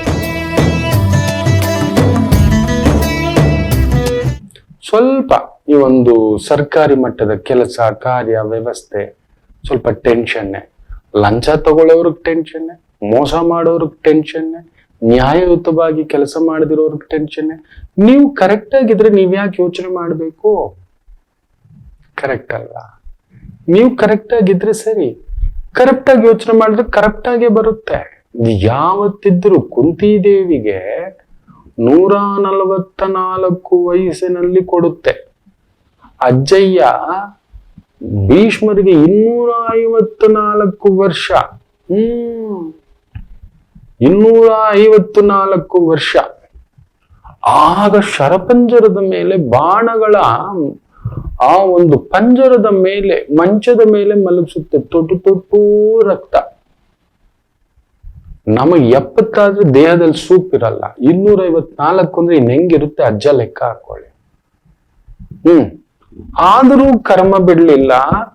ಆ ಒಂದು ಶರಪಂಜರದ ಮೇಲೆ ಮಲಗಿಸುತ್ತೆ ಚುಚ್ಕೊಂಡು. ಅದಿದ್ದು ರೌರವ ನರಕ. ಇಲ್ಲಾದ್ರೂ ಒಂದು ಅರ್ಧ ಗಂಟೆ, 1 ಅವರ್ 2 ಅವರ್ ಒದ್ದಾಡಿ ಕುಂತಿ ಹೋದ್ರೆ ಭೀಷ್ಮಾಚಾರ್ಯರು ಹೆಚ್ಚು ಕಡಿಮೆ 42 ಇಲ್ಲ 48 ದಿನ ಆ ಬಾಣಗಳ ಮಳೆಯ ಮೇಲೆ ಮಲಗಿರ್ತಾನೆ. ಅಬ್ಬಬ್ಬಬ್ಬಬ್ಬಬ್ಬಬ್ಬಬ್ಬ. ಧರ್ಮಕ್ಕೆ ಸಂಕೇತ, ಆಚಾರ್ಯ ದೀಕ್ಷೆಗೆ ಸಂಕೇತ. ಒಂದೇ ಒಂದು ಮಾತಿಗೆ, ಒಂದು ಸ್ತ್ರೀ ಬಗ್ಗೆ ಆಡಿದಂತ ಮಾತಿಗೆ ಕರ್ಮ ದೇವತೆ ಮಲಗಿಸಿದ್ದು. ಅದಕ್ಕೆ ಹೇಳೋದು ಮಕ್ಕಳೇ, ನಮ್ಮ ಮಾತು, ನಮ್ಮ ನಡವಳಿಕೆ, ನಮ್ಮ ಆಚಾರ, ನಮ್ಮ ವಿಚಾರ ಹೇಗೆ ಇರಬೇಕು ಅಂದ್ರೆ ಭೀಷ್ಮರಿಗೆ ಬಿಡಲಿಲ್ಲ. ಭೀಷ್ಮರೇ ಸಾಟಿ. ಬದುಕಿದರೆ ಭೀಷ್ಮರಂತೆ ಬದುಕಬೇಕು. ಆತರ ಬದುಕಿದ್ರು. ಸತ್ರೆ ಅಭಿಮನ್ಯುವಿನಂತೆ 16 ವಯಸ್ಸೇ ಒಡೆದಾಡಿ ಬಡದಾಡಿ ಹೋದ. ಮೋಕ್ಷವನ್ ಪಡೆದ. 16ನೇ ವಯಸ್ಸಿಗೆ ರಣಚಂಡಿ ಅವತಾರ, ಕಾಳಭೈರವ ಅವತಾರ. ಯುದ್ಧ ಅಂದ್ರೆ ಅಭಿಮನ್ಯುವನ್ ಯುದ್ಧ ಕಣೋ ಅಂತ ಒಂದು ಮಾತಿದೆ. ಅದು ಕಣೋ ವೀರಮರಣ ಅನ್ನತಕ್ಕಂತ ಒಂದು ಮಾತಿದೆ. ಬದುಕಿದ್ರೆ ಭೀಷ್ಮರಂತೆ ಅನ್ನತಕ್ಕಂಥದ್ದು. ಇವತ್ತು ಮಿಥುನ ರಾಶಿ ಆ ತರದ ಒಂದು ಕೆಲವೊಂದು ತೊಳಲಾಟ, ಮೋಸ ಮಾಡಿದವರಿಗೆ ಸರಿ ಲೆಕ್ಕ ಚುಕ್ತ ಕೊಡ್ತೀವಿ. ಮೊನ್ನೆ ನೋಡಿ, ಯಾರೋ ಒಬ್ಬ ಕಾನ್ಸ್ಟೇಬಲ್ನ ಇನ್ಕಮ್ ಟ್ಯಾಕ್ಸ್ ಅವ್ರು ರೈಡ್ ಮಾಡ್ತಾರೆ. ಬರೀ ಮನೆನೇ 5 ಕೋಟಿ ಅಂತೆ. ಮನೆಯೇ 5 ಕೋಟಿ. ಕಡಿಮೆ ಅಂದ್ರೂ 40 ಕೋಟಿಗೂ ಮೇಲ್ಪಟ್ಟ ಆಸ್ತಿ ಸಿಕ್ಕಿದೆ ಅಂತ. ಒಂದು ಕಾನ್ಸ್ಟೇಬಲ್ ಒಂದು ಕಾನ್ಸ್ಟೇಬಲ್ಗೆ ಇಷ್ಟಿರ್ಬೇಕಾದರೆ ಸರ್ಕಾರದ ಕೆಲಸ ದೇವರ ಕೆಲಸ ಅಂತಾರ. ಅಲ್ಲವೇ ಅಲ್ಲ. ನಮ್ಮ ಜೇಬಿಗೆ ಎಲ್ಲ ಅನ್ನತಕ್ಕಂಥ ಭಾವ. ಎಷ್ಟು ದಿನ ಬಂತಲ್ಲ ಇನ್ಕಮ್ ಟ್ಯಾಕ್ಸು, ಒಟ್ನಲ್ಲಿ ಸಿಕ್ಕಾಕೊಂತಲ್ವಾ? ಇದು ಲೆಕ್ಕ. ಜಾಗ್ರತೆ. ಕರ್ಕಾಟಕ ರಾಶಿ. ವಿಜಯೋಸ್ತು. ಸರ್ಕಾರ ಮಟ್ಟದ ಕೆಲಸ, ಸ್ವಂತ ಕೆಲಸ ಮಾಡ್ತಿದ್ದೀರಿ. ಗುತ್ತಿಗೆ, ಟ್ರಾವೆಲ್ಸು, ಟೂರ್ಸು, ಒಂಥರ ಜವಾಬ್ದಾರಿಯುತವಾದಂತ ಸ್ಥಾನಕ್ಕೆ ತಕ್ಕಂತ ಗೌರವ ಇರತಕ್ಕಂಥ ದಿನ. ತೊಂದರೆ ಇಲ್ಲ. ಎಂಥ ಸಮಸ್ಯೆ ಇದ್ದರೂ ತಿಳಿಪಡಿಸ್ಕೊಂಡು ಸರಿಪಡಿಸ್ಕೊಂಡು ಹೊರಗಡೆ ಬರ್ತಕ್ಕಂಥ ದಿನ. ಇನ್ನು ಸಿಂಹರಾಶಿ. ಕೇಂದ್ರದಲ್ಲೂ ಚಂದ್ರ, ಕೇಂದ್ರದಲ್ಲೂ ಸೂರ್ಯ. ಒಂಥರ ದೊಡ್ಡ ಮಟ್ಟದ ವ್ಯಕ್ತಿಗಳಿಗೆ ದೊಡ್ಡ ಬಾರಿದೆ. ಇಲ್ಲ ಬಿಟ್ಟು ಬಂದ್ಬಿಡಿ ಮಗು, ದೊಡ್ಡವರಾದ್ಮೇಲೆ ಬಾಯಿ ಮುಚ್ಕೊಂಡು ಕುತ್ಕೋಬೇಕು ಅಂತ ಹೇಳ್ತಾನೆ. ಸಿಂಹರಾಶಿಯಲ್ಲಿ ಹುಟ್ಟೋದೇ ಒಂದು ಪುಣ್ಯ. ಮಹಾಪುಣ್ಯ. ನೀವು ದೊಡ್ಡವರೇ. ಎಲ್ರಿಗೂ ನಿಮ್ಮ ತರ ಗತ್ತು, ತೂಕ, ಮಾತು, ಆಲೋಚನೆ ಬರೋದೇ ಇಲ್ಲ. ನೀವು ಯಾವತ್ತಿದ್ರು ಕಾಡಲ್ಲಿದ್ರು ರಾಜನೇ, ನೀವು ಊರಲ್ಲಿದ್ರು ರಾಜನೇ, ಮನೆಯಲ್ಲಿದ್ರು ರಾಜನೇ. ಹೌದು, ಆ ಸ್ಥಾನ ಎಲ್ರಿಗೂ ಕೊಡಲ್ಲ. ಕೊಟ್ಟ ಮೇಲೆ ಯಾಕೋ ನನಗೆ ಮೇಲಾಧಿಕಾರಿಗಳ ತೊಂದರೆ, ಸಹೋದ್ಯೋಗಿಗಳ ತೊಂದರೆ, ರಾಜಕಾರಣಿಗಳ ತೊಂದರೆ, ಟ್ರಾನ್ಸ್ಫರ್ ಮಾಡ್ತಾರೆ ಗುರುಗಳು, ಹಂಗೆಲ್ಲ ಅನ್ನಬಾರ್ದು. ನೀವು ನಿಮ್ ಸ್ಥಾನ ಅದು. ನೀವು ಆ ಸ್ಥಾನಕ್ಕೆ ತಕ್ಕಂತ ಬದುಕಿಗೆ ಅದಿರುತ್ತೆ. ತೀರಾ ತಲೆ ಕೆಡ್ಸ್ಕೊಬೇಡಿ. ಜವಾಬ್ದಾರಿ ತಗೊಂಡ್ಮೇಲೆ ನಿಮ್ಮ ನಿಷ್ಠೆಯಿಂದ, ಬದ್ಧತೆಯಿಂದ ಮಾಡ್ಕೊಂಡು ಹೋಗಿ. ಇವತ್ತು ನಿಮ್ಮನ್ನು ತಡೆಯೋರಿಲ್ಲ. ಇನ್ನು ವಿಶೇಷವಾಗಿ ಕನ್ಯಾ ರಾಶಿ. ಭಾಗ್ಯದಲ್ಲಿ ಚಂದ್ರ ಸೂರ್ಯನ ಸಾರದಲ್ಲಿದ್ದು, ಸೂರ್ಯ 6ನೇ ಮನೆಯಲ್ಲಿ ವಿಜಯಮಸ್ತು. ಸ್ವಂತ ಕೆಲಸ, ಮುಖ್ಯವಾಗಿ ಆಯಿಲು, ಪೆಟ್ರೋಲು, ಲಿಕ್ಕರು, ಗ್ಯಾಸು, ಈ ರಾಜಕೀಯ, ಜನಾನುರಾಗಿ ಕೆಲಸ, ಸಾಮಾಜಿಕ ಕೆಲಸ, ಇವುಗಳಿಗೆ ತೊಡಗಿಸ್ಕೊಂಡಿರ್ತಕ್ಕಂಥವರಿಗೆ ವಿಶೇಷ ಅಭಿವೃದ್ಧಿ. ತುಲಾ ರಾಶಿ ಸ್ವಲ್ಪ ಚಂದ್ರ ಅಷ್ಟಮದಲ್ಲಿದ್ದು ತಂದೆ ವಿಚಾರ, ಹಿರಿಯರ ವಿಚಾರ, ಬಾಸ್ ವಿಚಾರ, ದೊಡ್ಡವರ ವಿಚಾರ, ಇವ್ರುಗಳಲ್ಲಿ ಸ್ವಲ್ಪ ತೊಳಲಾಟ ಆಗತಕ್ಕಂಥದ್ದುಂಟು. ದೊಡ್ಡವ್ರದ್ದು ದೊಡ್ಡ ಮಾತು ಬಿಟ್ಬಿಡ್ಬೇಕು. Boss is always right. ಅವ್ನ ಮೂಡ್ ಹೇಗಿರುತ್ತೋ ನೀವು ಬಾಸ್ ಆಗಿ ನೋಡಿ, ನಿಮಗ್ ಗೊತ್ತಾಗುತ್ತೆ. ಅಯ್ಯೋ ನಮ್ ಬಾಸ್ ಅರೇ ಹುಚ್ಚಾನಪ್ಪ, ಹೌದು, ಆ ಥರದ್ದು ಅನ್ನಿಸ್ತಿರುತ್ತೆ. ತೀರಾ ತಲೆ ಕೆಡ್ಸ್ಕೊಳಕ್ ಹೋಗ್ಬಾರ್ದು. ನಿಮ್ಮ ಕೆಲಸ ನೀವು ಮಾಡತಕ್ಕಂಥದ್ದು ಮಾಡಿ. ತುಲಾರಾಶಿ ಇವತ್ತು ನಿಮ್ಮ ಕೆಲಸಕ್ಕೆ ತಕ್ಕಂತ ಒಂದು ಸ್ಥಾನವೋ, ಸ್ಥಾನಕ್ಕೆ ತಕ್ಕಂತ ಇನ್ಕ್ರಿಮೆಂಟೋ ಇಲ್ಲ, ಅಲ್ಲೆಲ್ಲೋ ಸಹೋದ್ಯೋಗಿಗಳ ಕಿರಿಕಿರಿಯೋ, ಅಸಂತೃಪ್ತಿಯ ಛಾಯೆಯೋ ಒದ್ದಾಟ ಮಾಡಿಸ್ತಕ್ಕಂಥದ್ದು ಮಾಡುತ್ತೆ. ಎಚ್ಚರಿಕೆ. ವೃಶ್ಚಿಕ ರಾಶಿ ಚಂದ್ರ ಉಚ್ಚಂಗತ, ಸೂರ್ಯನ ಸಾರದಲ್ಲಿದ್ದಾನೆ.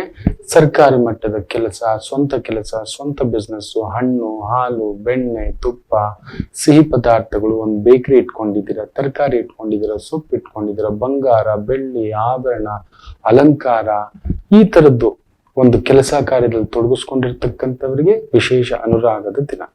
ಇನ್ನು ವಿಶೇಷವಾಗಿ ಧನುಸು ರಾಶಿ, ಸೂರ್ಯ 3ನೇ ಮನೆಯಲ್ಲಿ, ಚಂದ್ರ 6ನೇ ಮನೆಯಲ್ಲಿ. ಎಂತ ಶತ್ರುವಾದರೂ ಮಲಗಿ ಬಿಡುತ್ತಾನೆ. ಎಷ್ಟೇ ದೊಡ್ಡ ಕಾಳಿಂಗ ಸರ್ಪವಾದರೂ ಗರುಡನ ಮುಂದುಗಡೆ ಮಲಗಲೇಬೇಕು. ಏನು ಮಾಡಕ್ಕಾಗಲ್ಲ. 12 ಅಡಿ ಕಾಳಿಂಗವನ್ನ ಸುಮ್ನೆ ಎತ್ತಾಕೊಂಡೋಗಿ ಬಿಸಾಕ್ತೀನಂತೆ. ಅದು ಹೆಂಗೆ ಆಟ ಆಡಿ ತಿನ್ನುತ್ತೆ ಗೊತ್ತಾ? ನೀವು ನೋಡ್ಬೇಕು. ನೀವು ಅದನ್ನೊಂದು ಖುಷಿ ಅಂತಲ್ಲ, ಅದಕ್ಕೆ ಆಟ. ಅದು ಆ ಕಾಳಿಂಗವನ್ನ ನಾವು ನೋಡಿದ್ರೆ 12 ಅಡಿ ನಿಂತ್ಕೊಳ್ಳುತ್ತೆ, ಎದೆ ಗುಂಡಿಗೆ ಡಮ್ ಅಂದ್ಬಿಡುತ್ತೆ. ಅವನೊಬ್ಬನೇ ಎದ್ದೊಳದ ಆ ಹೈಟ್ಗೆ. ನಾಗರಾವ್ ಬರೀ ತಲೆ ಮಾತ್ರ ಎತ್ತುತ್ತೆ, ಇಡೀ ದೇಹನೇ ಎಬ್ಬರಿಸಿ ನಿಂತ್ಕೊಳ್ಳುತ್ತೆ. ಅದು ಕಾಳಿಂಗ. ನಾಗರಾವನೇ ಅಚ್ಚುಕಟ್ಟಾಗಿ ಪಲ್ಯ ಮಾಡ್ಕೊಂಡು ತಿನ್ನುತ್ತೆ. ಅವನು ಉಸಿರು ಇಟ್ಟ ಅಂದ್ರೆ ಸುಮಾರು ಒಂದು 15 ಅಡಿ ಕೇಳಿಸುತ್ತೆ. ಸರಿಯಾದ ಕಾಳಿಂಗ. ಬೆಳೆದಿರೋನು, ಸರಿಯಾದ ವಯಸ್ಕ. ಅಬ್ಬಬ್ಬಬ್ಬಬ್ಬಬ್ಬಬ್ಬಬ್ಬ, ಅವನು ನೋಡಿದ್ರೆ ನಮ್ಗೆ ಹಾರ್ಟ್ ಅಟ್ಯಾಕ್ ಆಗೋದು. ಅವನನ್ನ ಈ ಒಂದು ಹದ್ದು, ಗರುಡ ಪಕ್ಷಿ ಶಿವ ಅಂತ ಪಕ್ಕದಲ್ಲಿ ಇಟ್ಕೊಂಡು ಹಿಂಗೆ ಗೊತ್ತಾ, ನಾನು ಅಂತ ಚುಚ್ಚಿ ಅವನು ಏನು ಮಾಡಲ್ಲ. ಅವನು ಪಾಪ ಎಲ್ರನ್ನ, ಎಂತ ದೊಡ್ಡ ಕಾಡಿನ ರಾಜ ಸಿಂಹನವನ್ನ ಒಂದು ಏಟಿಗೆ ಹುಚ್ಚು ಬಂದು ಒದ್ದಾಡಿ ಸಾಯ್ತದೆ ಸಿಂಹ. ಅವನ್ ಯಾರಿಗೂ ಎದುರಲ್ಲ ಅಂತವನನ್ನ ಕಾಳಿಂಗ ಒಂದೇಟಿಗೆ ಹುಚ್ಚು ಬಾಯೆಲ್ಲ ನೋರೆ ಬಂದು ಗಡ ಗಡ ಗಡ ಗಡ ಗಡ ಗಡ ಗಡ ಗಡ ಅಲ್ಲಾಡಿ ಒದ್ದಾಡಿ ಜೀವ ಬಿಡ್ತಾನೆ. 3 ನಿಮಿಷಕ್ಕೆ ಬದುಕಿಸ್ಲಿಕ್ಕೆ ಆಗೋಲ್ಲ ಅಂತ ಕಾಳಿಂಗವನ್ನ ಸುಮ್ನೆ ಒಂದ್ ಕಾಲಲ್ಲಿ ಹಿಂಗ್ ಹಿಡ್ಕೊಂಡು ಇನ್ನೊಂದ್ ಕಾಲಲ್ಲಿ ಅಂತ ಹಿಂಗೆ ನಾವ್ ಈ ಮಕ್ಳಿಗೆ ಹಿಂಗ್ ಅಂತೀವಲ್ಲ, ಪುಟ್ ನಾಯಿ ಮರಿಗೆ ಸುಮ್ನೆ ನಾನ್ ಹೇಳಿದ್ ಕೇಳು ಅಂತ, ಆ ರೀತಿ ಇರುತ್ತೆ ಇವತ್ತು. ಆ ತರ ಎಂತ ಬಲಾಢ್ಯ ಶಕ್ತಿಯು ನಿಮ್ಮನ್ನೇನು ಮಾಡ್ಲಿಕ್ಕೆ ಆಗೋಲ್ಲ. ಧೈರ್ಯ, ಸಾಹಸೆ ಲಕ್ಷ್ಮಿ. ಏನು ಮಾಡ್ತೀರಿ ಅವತ್ತು ಬಡೀರಿ ಮಕ್ಳೆ, ನಿಂತ್ಕೋಬಲ್ರಿ. ಒಂಥರ ಧೈರ್ಯ, ಒಂಥರ ಉತ್ಸಾಹ, ಸ್ಥೈರ್ಯ, ಸಾಮರ್ಥ್ಯ ಒಳ್ಳೇದಕ್ಕೆ ಉಪಯೋಗಿಸಿ. ದೈವ ನಮಗೆ ಶಕ್ತಿ ಕೊಟ್ಟಿದ್ದು ಒಳ್ಳೇದಕ್ಕೆ, ಕೆಟ್ಟದಕ್ಕೆಲ್ಲ, ಹಾಳು ಮಾಡ್ಲಿಕ್ಕಲ್ಲ. ಎಚ್ಚರಿಕೆ. ಇನ್ನು ಮಕರ ರಾಶಿ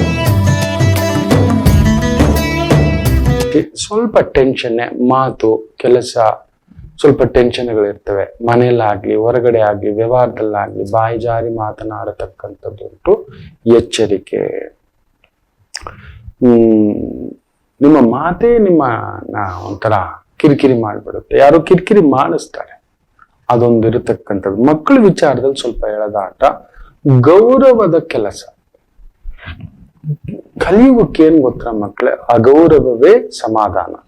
ಗೌರವಕ್ಕೆ ನಮ್ಮನ್ನ ಯಾರು ಹತ್ರಕ್ಕೆ ಬಿಟ್ಕೊಳ್ಳಲ್ಲ. ಅವನು ಗೌರವ ಕಟ್ಕೊಂಡು ಏನಾಗ್ಬೇಕು, ಜೇಬಲ್ಲಿ 100 ರೂಪಾಯಿ ಇಲ್ಲ. ಅವನು ಮೋಸ ಮಾಡಿದವನಿಗೆ ಲೋಕ, ಅನ್ಯಾಯ ಮಾಡಿದವನಿಗೆ ಸಮಾಧಾನ. ಇದು ಇರ್ತಕ್ಕಂಥದ್ದು. ಹೌದು, ಸೊ ನೀವು ಇವತ್ತು ಗೌರವ ಅನ್ಕೊಂಡು ಅದು ನೋವು ಸ್ವಲ್ಪ ಆಗುತ್ತೆ, ಬಿಟ್ಟು ಆ ದಾರಿ ಬಿಟ್ಟು ಬೇರೆ ಕಡೆ ಹೋಗ್ಬೇಡಿ. ಇನ್ನು ವಿಶೇಷವಾಗಿ ಕುಂಭರಾಶಿ, ಲಗ್ನದಲ್ಲೇ ಸೂರ್ಯ, ಕೇಂದ್ರದಲ್ಲೂ ಚಂದ್ರ. ಸ್ವಲ್ಪ ಟೆನ್ಷನ್ ಅಲ್ಲಿ ಇರ್ತೀರಿ, ವೃತ್ತಿ ಕುಟುಂಬ ತುಂಬಾ ಟೆನ್ಷನ್ ಇರುತ್ತೆ, ಬಿಸಿ ಆತುರ ರಭಸ. ಹಾಗೆಯೇ ಸೂರ್ಯ ಏನ್ ಗೊತ್ತಾ, ಒಂಥರ ಧೈರ್ಯಕಾರಕ, ಪಿತೃಕಾರಕ. ಶನಿ ಏನು ಮಾಡಕ್ಕಾಗಲ್ಲ, ಕುಂಭರಾಶಿ ಶನಿ ಬಲವೇ. ಅದೇ ಸೂರ್ಯ ಸೇರಿರೋದ್ರಿಂದ ಏನಾದ್ರೂ ರಾಜಕೀಯ, ದೊಡ್ಡ ದೊಡ್ಡ KS, IAS, ಗೌರ್ಮೆಂಟ್ ಎಕ್ಸಾಮ್ಸು, ಆ ತರದ ವಿದ್ಯಾಭ್ಯಾಸ, ಕೆಲಸ ಕಾರ್ಯ, ವೃತ್ತಿ ಉದ್ಯೋಗ, ತುಂಬಾ ದೊಡ್ಡ ವ್ಯಕ್ತಿಗಳನ್ನ ಭೇಟಿ ಆಗತಕ್ಕಂತ ಒಂದು ಶಕ್ತಿ ಇದೆ. ತುಂಬಾ ದೊಡ್ಡ ದೊಡ್ಡ ಕಾರ್ಯಗಳನ್ನ ಸುಲಲಿತವಾಗಿ ಮಾಡಿಕೊಂಡು ಬರ್ತಕ್ಕಂಥದ್ದು ಉಂಟು. ಯಾಕಂದ್ರೆ ಸುಖಕಾರಕ ಸುಖದಲ್ಲಿದ್ದಾನೆ, ಖಂಡಿತ ಸುಖ ಪ್ರಾಪ್ತಿ ಯೋಗ. ಇನ್ನು ಮೀನ ರಾಶಿ,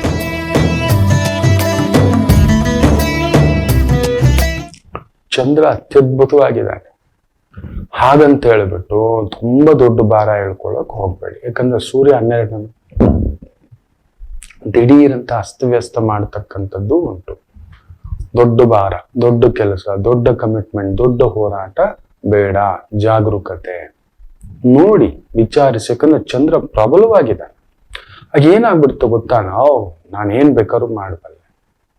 ನೋಡಿ, ಎದ್ದೋಳೋದೆಲ್ಲ ಮುಖ್ಯ, ಹತ್ಕೊಂಡು ಹೋಗೋದೆಲ್ಲ ಮುಖ್ಯ. ಬಿದ್ರೆ ಜಾರಿದ್ರೆ ನಮ್ಮನ್ನ ನಾವು ಹಿಡ್ಕೊಳ್ಳೋ ತಾಕತ್ತಿದೆಯಾ? ಇಲ್ಲ ಬಾಯಿ ಮುಚ್ಕೊಂಡು ಪಾಲಿಗೆ ಬಂದಿದ್ ಪಂಚಾಮೃತ ಅಂತ ಇರ್ಬೇಕು. ಕೆಲವ್ರು ಹಂಗಲ್ಲ, ನಾವೇನೋ ವ್ಯವಹಾರ ಮಾಡ್ಬಿಡ್ತೀವಿ ಗುರುಗಳೇ, ಬೇಕ್ರಿ ಇಟ್ಬಿಡ್ತೀವಿ, ನಾವ್ ಈ ಬಿಸ್ನೆಸ್ ಮಾಡ್ಬಿಡ್ತೀವಿ. ಜಾರಿ ಬಿದ್ರೆ ನಷ್ಟ ಆದರೆ ತಟ್ಕೋತೀರಾ? ತಟ್ಕೊಳಕ್ ಏನಾದ್ರು ಇದೆಯಾ? Moral support, emotional support, financial support ಈ ತರದ್ ಇದೆಯಾ? ಇಲ್ಲ. ಹೋಗೋ ಬಾರೋ ಚೀ ಥೂ ಅಂತ ಅಂದ್ರೆ ಅನ್ನಿಸ್ಕೊಂಡು ಟವಲ್ ಎತ್ಕೊಂಡು ಮುಖ ಒರೆಸ್ಕೊಳ್ಳೋ ಅಂತ ಒಂದು ಶಕ್ತಿ ನಿಮಗಿದೆಯಾ? ಕೂತ್ಕೊಂಡು ಏನಾದ್ರು ಅನ್ಕೊಳ್ಳಿ ಬಿಡು ಅಂತ. ಈ ಅಗ್ರಿಗೋಲ್ಡ್ ಅವ್ರು ಹಂಗೆ ಅಲ್ವಾ, ಇಡೀ ಇಂಡಿಯಾನಲ್ಲಿರೋ ಅರ್ಧ ದುಡ್ಡು ಅವ್ರ ಹತ್ರನೇ ಇದೆ ಅಂತ. ಯಾವ್ದೋ ಸ್ಕೀಮ್ಗಳಲ್ಲಿ ಇದು ಕಟ್ಟಿ ಅದು ಕಟ್ಟಿ ಇಷ್ಟು ದುಡ್ಡು ಕೊಡ್ತೀನಿ ಅಷ್ಟು ದುಡ್ಡು ಕೊಡ್ತೀನಿ. ಇನ್ನು ಎಷ್ಟು ಕೇಸುಗಳು ಅದು ಬಾಕಿ ಉಳಿದಿದ್ಯೋ. ನೀಟಾಗಿ ಟವಲ್ ಮುಖಕ್ಕೆ ಒರೆಸ್ಕೊಂಡು ಕೂತವನೇ ಅವನು. ಎಷ್ಟು ಸಾವಿರ ಕೋಟಿಯೋ ಅಂತ ತಾಕತ್ತಿದೆಯಾ ನಿಮಗೆ? ಮಾಡಿ. ಇಲ್ವಾ ಬಾಯಿ ಮುಚ್ಕೊಂಡು ಪಾಲಕ್ ಪಂಚಾಮೃತ ಅಂತ ನಿಮ್ಮ ಶಕ್ತಿ ಸಾಮರ್ಥ್ಯಕ್ಕೆ ತಕ್ಕಂತ ಕೆಲಸ ಕಾರ್ಯ ಮಾಡಿ. ಇವತ್ತು ಆ ರೀತಿಯಲ್ಲಿದ್ರೆ ಗೆಲುವು ಕಟ್ಟಿಟ್ಟ ಬುತ್ತಿ. ಎಲ್ಲರಿಗೂ ಒಳ್ಳೆಯದಾಗಲಿ. ಮಾತೃದೇವೋ ಭವ.